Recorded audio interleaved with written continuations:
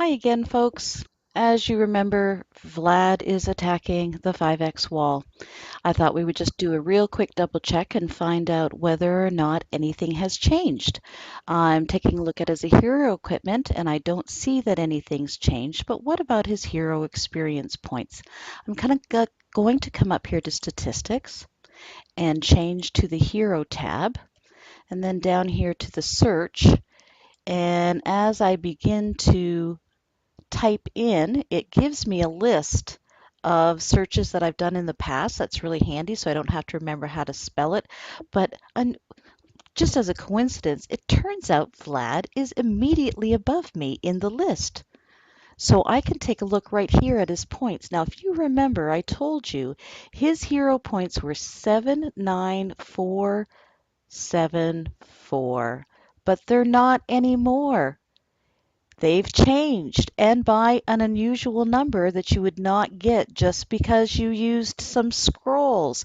So, Vlad, you don't have your hero with your attack, which means I don't have to go through 21 hours of stress worrying about whether or not you are sending a reel. Because, dude, you're faking. This is a big relief. And this is why I check hero equipment and hero experience points. When you are under attack, try to get some more information before you go, OMG, I'm under attack, and have the hassle of having to do a call for defense and all that other stuff.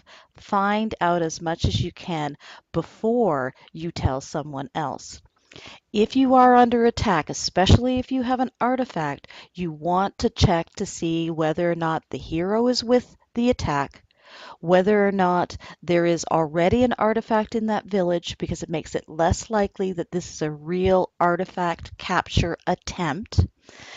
You also want to be able to tell your leaders how much defense you have of your own, how much crop you have available, how much crop space you have available if we have to do a call for crop to support your troops, and the level of your wall. All this information is important. The other thing you need to do is stay calm. This is a war game. There's going to be attacks. It's part of what we do this for.